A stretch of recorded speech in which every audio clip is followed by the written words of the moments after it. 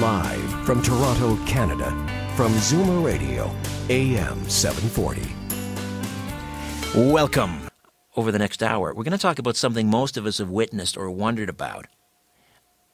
But the silence is deafening. The silence is deafening in the mainstream media. It's that huge pink elephant in the room. In fact, if you've wondered about this particular phenomenon, this strange occurrence overhead, hint, hint, and then you call the newsroom of your favorite radio or TV station or the newspaper to find out, hey, what's going on up there? What are these strange crisscrossing patterns I see in the sky? They'll ignore you. They'll laugh at you. They might even hang up the phone. If you call the Ministry of Transportation here in Canada, or the Airport Authority, and say, hey, what are those planes spraying up there? They'll likely plead total ignorance. So why all the silence about these strange white trails? We're told they're condensation trails, contrails. This is the normal crystallization of water vapor as it comes out of these jet airliners. Nothing to worry about. But many of us have suspected for some time that these are not normal contrails or condensation trails. They are chemtrails. The deliberate aerosol spraying. And there's considerable documentation to suggest that the culprits in the spraying, or at least the vehicles involved, we're talking about military transport planes, the C-130 Hercules in some instances. And these chemtrails are believed to contain things like aluminum oxide particulates, strontium, barium. All of these things have a very strong link to heart disease, Alzheimer's. Soil samples and water samples in places like Mount Shasta in California. The aluminum particles in the soil are off the charts. Some say the spraying is part of a joint scientific military program called geo-engineering. Some say it's a last-ditch effort to stave off the effects of global warming by deflecting the sun's rays back up into the outer atmosphere. Others have posited that this geo-engineering program or aerosol spraying is part of a depopulation agenda. Some suggest the chemtrails work in conjunction with something called Haarp, the high-frequency active auroral research project up in the Copper Valley in Alaska.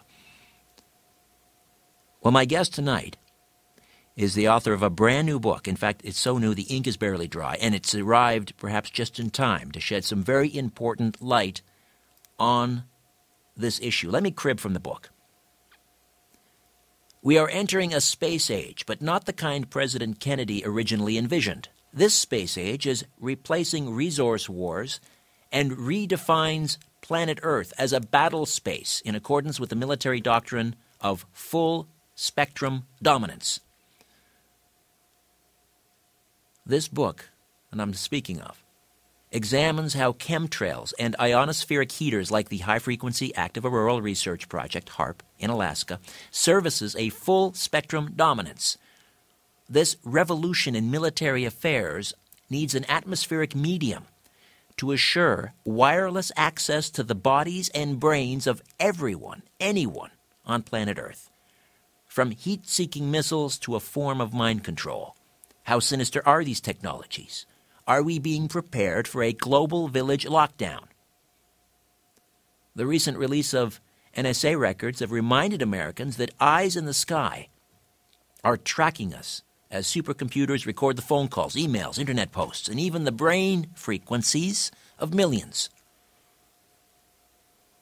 Elana Freeland's startling book sifts through the confusion surrounding chemtrails versus contrails and how extreme weather is being geo-engineered to enrich disaster capitalists and intimidate nations. A deconstruction of Bernard J. Eastland's Haarp patent points to other covert agendas such as global smart grid infrastructure, that enables access to every body and brain on Earth, a transhumanist future that erases lines between human and machine, and nanobiological hybrids armed with microprocessors that infest and harm human bodies. Over the years, Elana Freeland has been a Waldorf school pioneer, storyteller, lecturer, writer. She's written for alternative publications all her adult life to give suppressed issues a voice. For the past 2 decades, she's ghostwritten several books on diverse topics and edited the stories of survivors of MKUltra and ritual abuse. She's the author of her own Sub Rosa America series, a fictional history of the United States since John F. Kennedy's assassination. In 1996, she was awarded a Master of Arts in Great Books from St. John's College in Santa Fe, New Mexico, including honors for her thesis on historiography. She now lives in Olympia, Washington, and has just finished writing Chemtrails, Haarp, and the Full Spectrum Dominance of Planet Earth for Feral House Books, available for purchase June 10th of this year on Amazon or in local bookstores. And it's a great pleasure to welcome back Elana Freeland. Elana, how are you? Hi, Richard. Thanks for having me. Let's do some quick definitions here. First of all, explain what Haarp is exactly. What does it do? Where is it? Well, I'm sure that your readers have heard that the installation in Gakona, Alaska, is closing down, and perhaps they think that now we're done with this terrible technology that is actually Tesla's darkest dream. But it's not true. And in the introduction to the book, I make it very clear that the term Haarp must refer to a global systemic technology that is in place and being added to daily. This is the beginning of a technology far beyond the resource wars and the final oil, the oil wars. This is what I think will be remembered as the age of technology, the age of electromagnetic technology. And Haarp is just phenomenal in the agendas that it serves. And so the idea, you have this array of these radio antennas that are blasting the ionosphere, and some have contended that it can be used to create earthquakes, hurricanes, tornadoes. It can move the jet stream around. It can cause droughts. It can cause, you name it, just about any weather phenomenon. It can create that weather. It can manufacture the weather. So yes. How do these Haarp installations, because as you say, it's gone global. I mean, maybe they shut the one down in Alaska, but there's, many more out there that we don't know about. But how does Haarp work in conjunction with the aerosol spraying of, say, aluminum oxide and barium and strontium? How do the two work in conjunction? Can we get into that a little bit? It's really important to understand how it works. What you're talking about, the microwave heaters, they're, of course, striking the ionosphere high above the Earth. And in the ionosphere, there are many ions of electrons loose. And the heat, to heat the ionosphere, is to stimulate the production of more electrons. And then this stimulation done by the microwave heaters, the ionospheric heaters, is then steered for the variety of agendas. And you've mentioned a few. You've mentioned the weather agenda, and that is crucial to weather warfare, economic warfare, the globalization of all nations, bringing them under submission to various networks of, like the Bilderberg, the Council on Foreign Relations. As the heaters, the heaters up in, say, for example, in Gakona, Alaska, By the way, a new Haarp is going in down at the Arecibo Observatory down in Puerto Rico. They go up, they balloon out the ionosphere, the heat forces the ionosphere to bloom and up. It drags the atmosphere up along with our jet stream. And then down the magnetic lines of force come the now very, very activated and additional particles. These accelerating particles come down, down, down. And now another heater comes in that can strike it in a way that Tom Bearden talked about interferometry. And this is an interfering beam. And by having two beams from another installation, two other installations, nothing to do with the Gakona shifting of the microwaves up to the ionosphere, then they can steer it dually. And this is how they will utilize fronts of weather. They can create hurricanes. They can create tornadoes. There's a way to create cold fronts or warm fronts. And this was, of course, promised in the document Owning the Weather in 2025, the military document that is among the appendices of the book. And we are there. Yeah, they're ahead of schedule. They're way ahead of schedule, Elana. Well, they always do that, though. They'll put it years in advance, or they'll use words like will, would, could, and when it's already happening. I mean, I envision science as being approximately, maybe I'm being too conservative, 50 years in advance of what we're being told. So it's not just about the weather, though, and that's what I try to do in this book, is I perceive this book to be a primer for everybody who are well-versed in chemtrails or have been wondering about them or are just coming to observe something strange in the skies overhead and noticing how their lungs aren't working as well as they used to.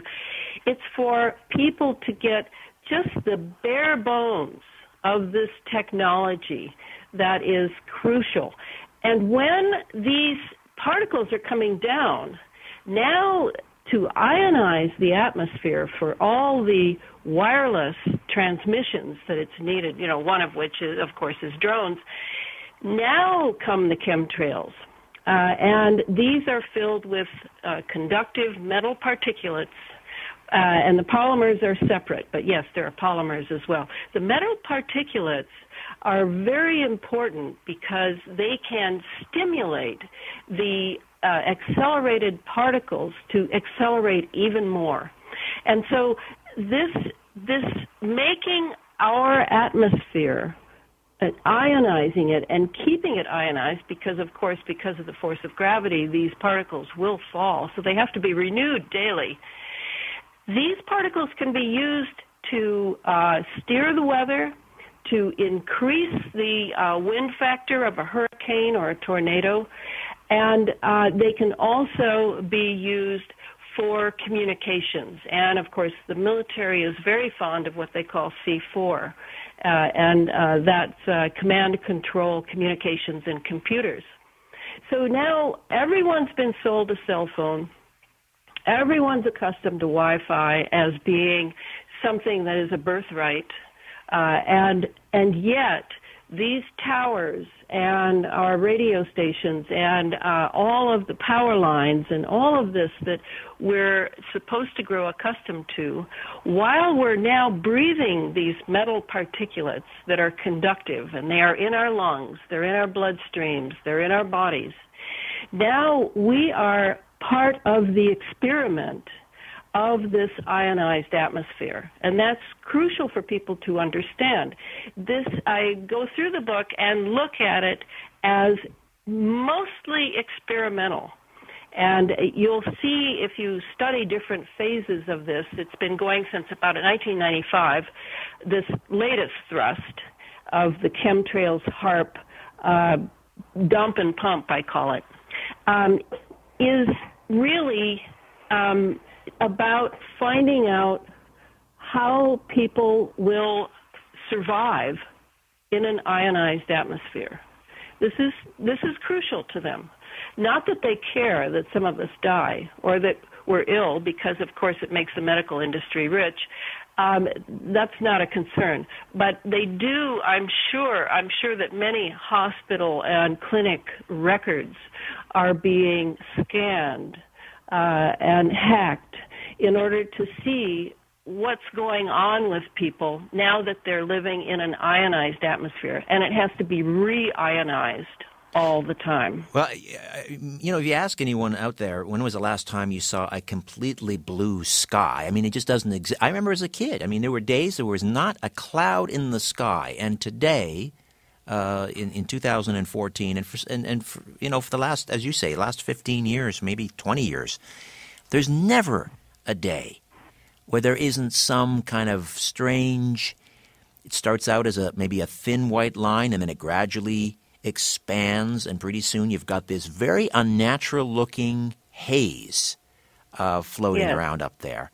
I remember I was up in Northern California, and I was interviewing Rosalind Peterson, who's a chemtrail watcher, and we sat there and watched as a plane went by and left this thin ribbon of, it was a chemtrail, and then we watched. She said, "Now wait."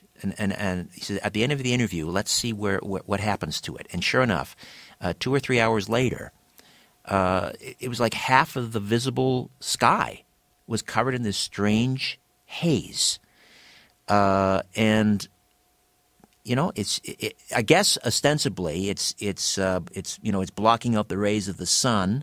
But what is it? What are they doing? Are they in California, for example? Are they creating droughts?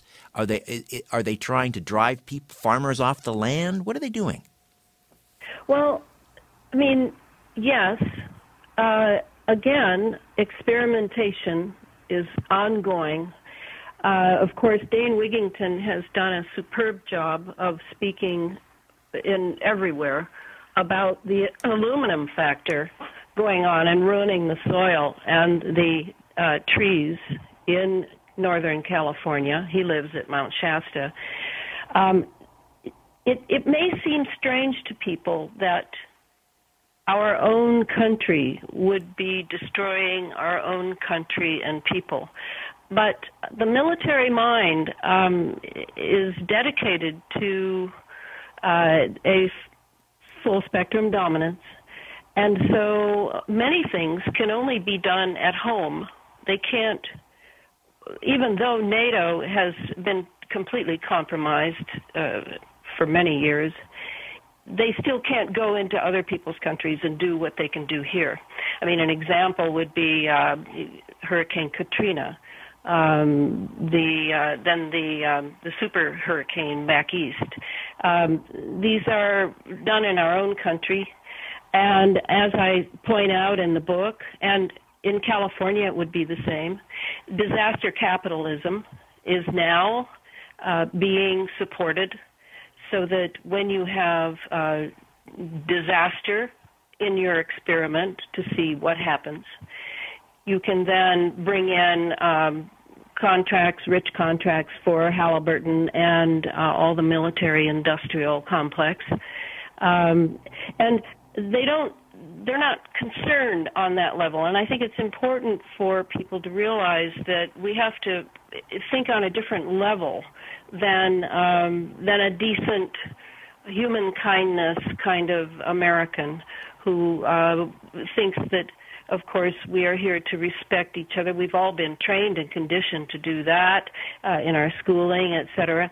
But our leaders are, meanwhile, preparing for the future. A future that they themselves will write. Well, you mentioned the disaster capitalists that are creating the disease in order to offer the cure. And one of the things that I understand, disabuse me if I'm incorrect here, but as I recall, when you put all that aluminum into the soil, it alkalizes the soil. And so then you've got these Monsanto and other companies that are creating these seeds and these plants that thrive in that kind of soil, but everyone else's crops are failing miserably. So they create the disease, and here's our cure. buy our seeds because our seeds will thrive in this type of soil. Yes, and the aluminum is particularly attractive to them, even more so than the barium. Barium is for a different purpose. The aluminum is attractive because of its surface area. It has 4 times the amount of surface area in a nanoparticulate size than any other metal. And so it's important for the conductivity of the atmosphere, and they're willing to pay the price for soil and the loss of trees because now then they'll have Monsanto have an aluminum-resistant fertilizer and seed and blah, blah, blah. So this is, it's kind of robbing Peter to pay Paul, but it is how the military industrial mindset works. And now that the economy has been lowered, and that has been very purposefully done in that slow-boiling frog way, then now they want to, turn disaster capitalism into a moneymaker. And I don't know if you know this, but weather derivatives on Wall Street are big bucks. And we're talking insider trading, the same thing that Enron got caught doing. In fact, weather derivatives started at Enron, ironically. So this whole scheme to keep a money flow going at the expense of the earth, at the expense of people, is how this is going to work. And this is, to me, this is not an overnight thing that's going to end. It's the same as in the history chapter where I point out, with the help of Dr. Rosalie Bertell and Nick Begich and Jean Manning, in their wonderful chronology of all the things that have been done without our knowing are being done to us, has been going on since the end of World War II. I mean, this is all Cold War stuff. Cold War's over, but now we've got, a chem war. And I think that what Dane has realized, which I'm really grateful, I saw a headline that indicated this on his site, that this is an assault. This is an assault on the earth and her peoples, on the atmosphere, on the troposphere, on the magnetosphere, on the ionosphere. I mean, it's mind-boggling given that we are a part of the cosmos, and if something goes wrong, and I underline the word if, then what will happen to our moon, our sun? I mean, beyond oceans, beyond our rivers and our land. This is Tesla's TNT, his magnifying transmitter, or as it used to be called, a Tesla howitzer. This is Star Wars. It is bearing fruit. And down here, the fruit is very bad. I want to get back to Haarp and how it relates to mind control. And my understanding is that that Haarp, these Haarp-like installations, which are not everywhere, but it's not just the one in Alaska, as you pointed out, Elana. They can generate they can generate radio frequencies up to 435 megahertz, which is somewhat similar to sort of the background of human consciousness, which also operates in that range, does it not? Well, the way I think of it, I'm sure you're right, but the way I think of it is that Haarp is particularly good at long-wave ELF, extra low frequency. And extra low frequency acts very powerfully on biofields, not just the human mind, but on our entire biofields. And that is some of the research, and it was through his research that Clifford Carnicom has done. Life set me up very nicely in Santa Fe, where I lived for 5 years, and I was friends with Clifford and his wife, Carol.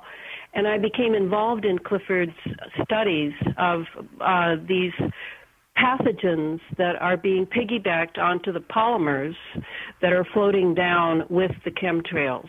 So you have the barium, the strontium, the aluminum, and other things. I just talked to a woman the other day who said that her friend was telling her about high cesium in her blood.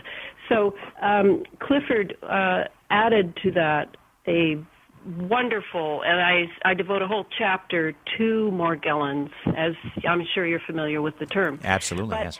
Now I understand how it works and how that is tied to the mind control piece. And to put it very briefly, as we breathe in these particulates, some of them are actual nanofibers created in laboratories that are Clifford now and then calls hybrids.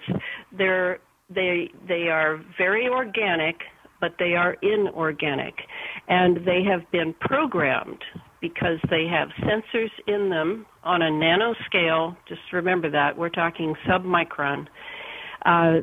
They have sensors.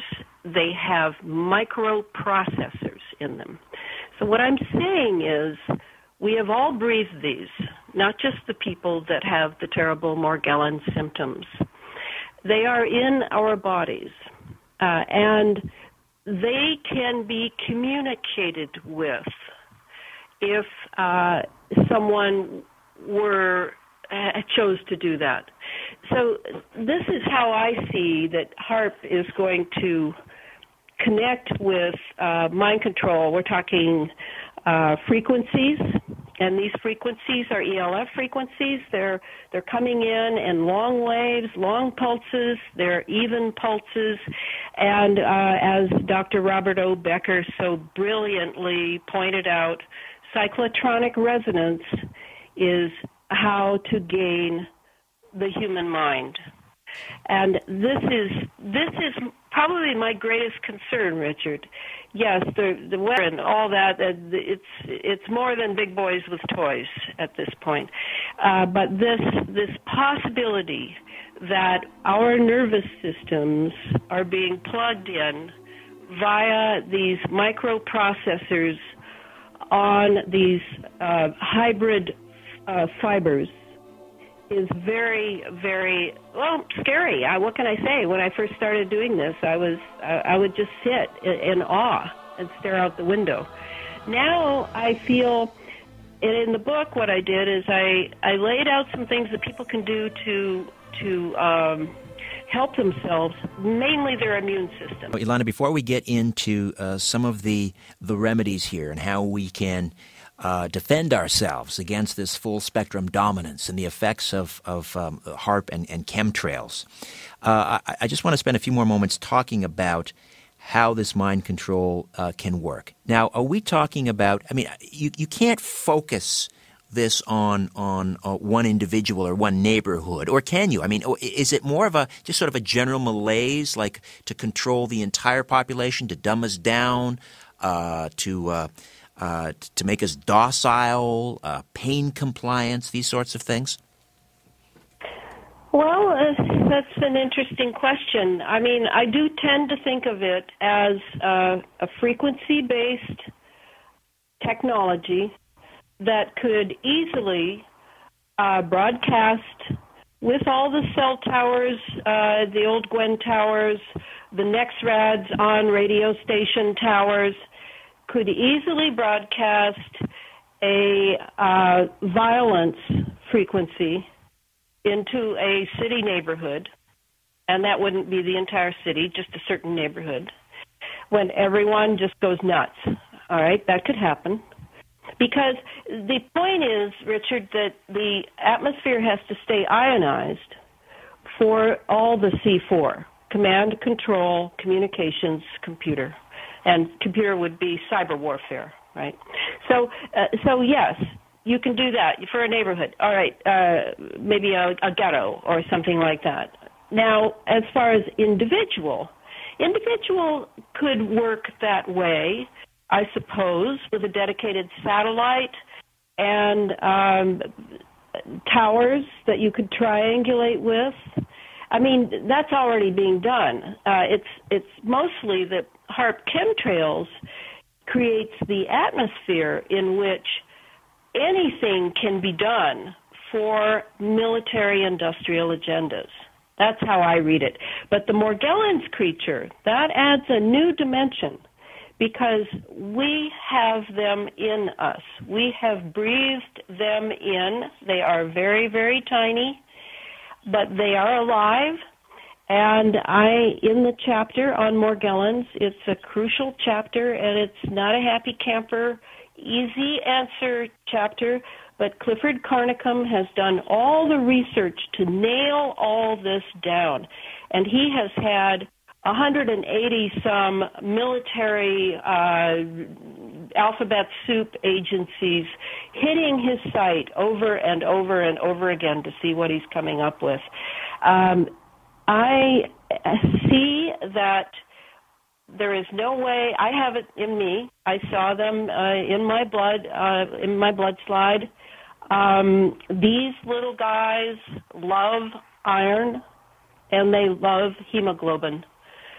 So they distort our blood cells. But, as I say in the book, to live our lifestyle now, not for convenience, not for safety, not for a great career, but with our immune system at the very top of our list, the very top, where we are taking good care of our bodies. And it's, to me, I guess I'm one of those people that I look at a glass and I don't see that it's half empty. I see that it's half full. I've always been like that. And this is forcing us to really become responsible for ourselves and not look to the great white doctor in the medical establishment, not to look for a drug, a happy drug that's going to take away our woes. This is our responsibility. And I am full of goodwill toward this. Because do I think I can stop this? No, I can't. And it is a vast experiment. It's like cell phones are a vast experiment where we're putting transmitters up to our brain. I won't go into that now. But this is also a vast experiment. What happens when various microorganisms that are produced in labs, artificial microorganisms, are inserted into the human biofield? What happens? And that's what's being studied. And I'm sure they're taking notes madly as they hack into people's medical records and see what's going on. Well, short of living 24/7 in a Faraday cage, because we are swimming in an electronic smog, and there's no escaping it. If you live in a city, you probably know. You're within 100 meters of a cell tower wherever you are. And we have wireless internet in the public square, in all of the Starbucks. You cannot escape it. So what do you suggest that we do, Elana? Well, what I'm doing, I suppose, is what I'd suggest. I don't own a cell phone. I always tell people that I'm not that important. I wear a diode. I order diodes for my family from a certain place on the web where it didn't look like it was a placebo. I have a friend who sends me power stones. I surround my computer with anything and everything. And I watch my lungs because that's where if I could be inappropriate, also the feces. You can smell metals in feces, and then to think, well, what did I eat yesterday? And to really take responsibility to lower those things which I feel weaken my immune system. And for me, it has to do with dairy, sugar, four-legged meat, guys. I don't eat any of those. And when I do, my lungs suffer right away. And so I then will ameliorate that the following day with my consciousness. I will make conscious decisions to help my poor little lungs out. Because I can't eliminate it. It's in the air. This is this has got to be one of the most powerful experiments going, and that Americans, more than Europeans, are oblivious to what is going on over our heads and what is, you can even see it in the sky, Richard. You can see it when it's dropping. It's like a veil. And you know those are the particulates coming down. And yet we still insist it's a conspiracy theory. We still wait for some astrophysicist or plasma physicist or president to come forward and say, yes, this is what we're doing. Well, that's not going to happen. I saw some interesting... That's why I took the bull by the horns and wrote the book. I'm not a plasma physicist, but I'm a very good researcher, and I tried to do my best to give people the tools and the keys by which they know what's going on and they can take responsibility. I saw some interesting documentation which showed the admissions to hospital emergency rooms in Los Angeles County and Orange County, several documents, and the spike in admissions for things like high blood pressure and some sort of a cardiac event after a period of heavy spraying of these chemtrails. So yes. It's quite remarkable. And obviously, you know, people will say things like, well, if the end game here is depopulation, they're not doing a very good job of it. But I don't think the end game is to kill everybody off. It's to keep us perpetually sick, chronically ill with upper respiratory ailments and dependent on pharmaceuticals. Well, it's to run open field experiments. That's the way they talk about it. This is open field experiment. And no, they don't want to kill all of us. They might like it if the weakest of us sort of drop dead, and the rest of us they will study to see, gee, how did they make it? I mean, that's really the sort of deadened consciousness that is running our science now. I'm sorry to say, which is why, of course, you know, I quote scientists in this work, but I try to quote the ones that seem to be actually thinking and responsible for their humanity.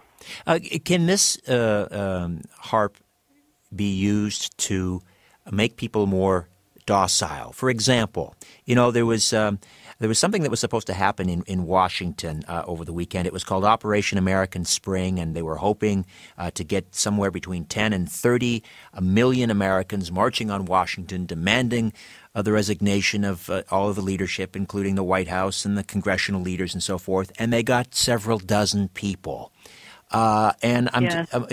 People.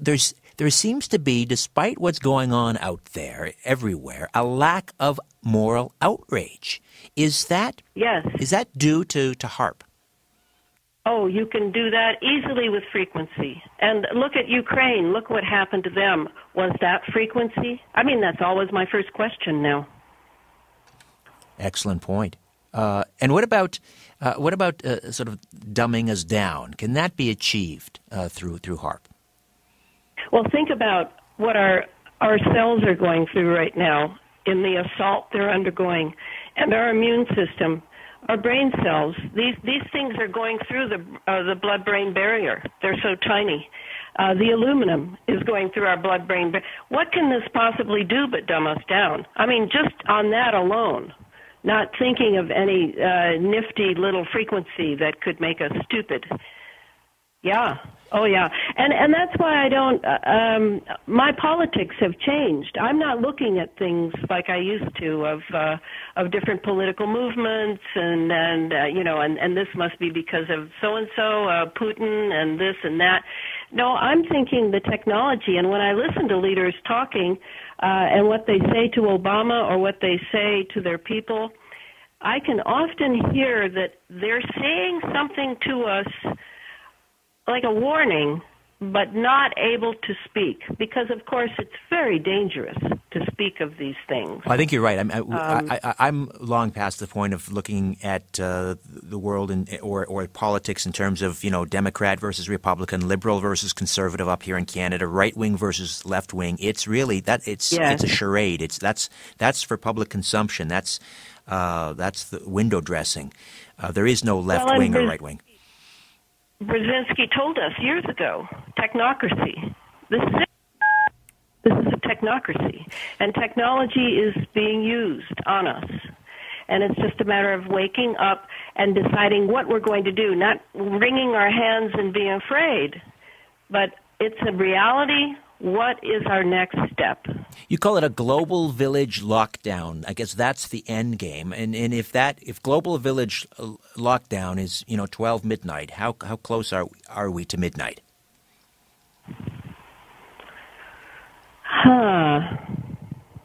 Well, I think it's being done with a slow-boiling frog way, and you mentioned the sort of people who are not doing anything and not showing up. I mean, we may already be there, and it's just a matter of degree. Just a matter of degree. I mean, they want people to work, and they don't want people to go to school, obviously, because it's absolutely prohibitive now, except for the elite classes. So I'm imagining we're already in it, and for me, life is still pretty good. I'm still able to think. I'm able to write. I'm able to go out and see people. And I think we need to count our blessings and meanwhile care. All right. Well, Elana, we appreciate it, you spending some time with us, and congratulations on the book, just in time. Chemtrails, Haarp, and the Full Spectrum Dominance of Planet Earth. Good speaking with you again. All right. Bye, Richard. Bye-bye. Elana Freeland. All right, my website, your portal to The Conspiracy Show. Don't forget to subscribe. We're closing in on the 500 mark, and then I'll start publishing the weekly email, richardsyrett.com. Say hello on Twitter, @RichardSyrett, and as always, follow the truth.